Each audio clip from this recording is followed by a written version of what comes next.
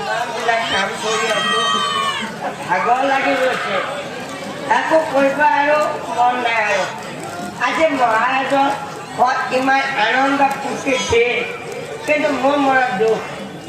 এই মহাৰাজে বুঢ়া বয়সত হ'লেও সন্তান জন্ম দিলে মই বিয়া পাতিব পৰা নাই মই মানে কথাটো ভাবিছোঁ যে মই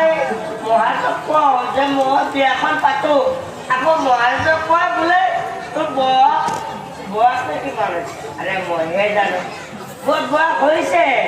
কিন্তু মই ওখ হ'বলৈকে সময় পোৱা নাই মহাৰাজক বুজাব কোনে বাৰু গতিকে এতিয়া ময়ে ভাবিছোঁ যে মই যদি বিয়া পাতিব নোৱাৰো নহয় মই পুঠি মাছৰ শপত খাই কৈছোঁ মই যদি বিয়া পাতিব নোৱাৰো মোৰ ল'ৰা ছোৱালীকো কেতিয়াও বিয়া পাতিব নিদিওঁ ভাবি লৈছোঁ আৰু এটা কথা এই মহাৰাজৰ আজি আনন্দ বহুত ভাল লাগিছে কিন্তু আজি আমাৰ ঘৰততো এইকেইদিন আহিয়ে থাকিব গতিকে এজনী চাই বিয়াখন পাতিব লাগিব কিবাকে হ'লেও মহাৰাজে গম নোপোৱাকে হ'লেও পাতিব লাগিব কাৰণ মহাৰাজে বুঢ়া বয়সত তেওঁ সন্তানে জন্ম দিলে মোৰ চাগে ইমান দিন বিয়া পাতিলে 10-12টা ল'ৰা ছোৱালী লগে গতিকে পাতিব লাগিব এতিয়া পাতিব লাগিব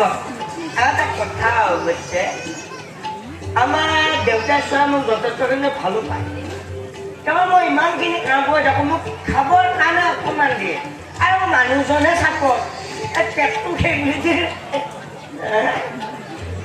এই নহয় খাব লাগিব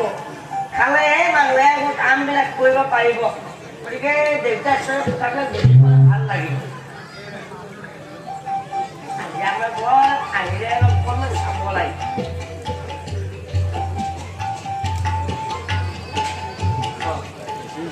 অকণমান মই এটা কাম দেউতাক চব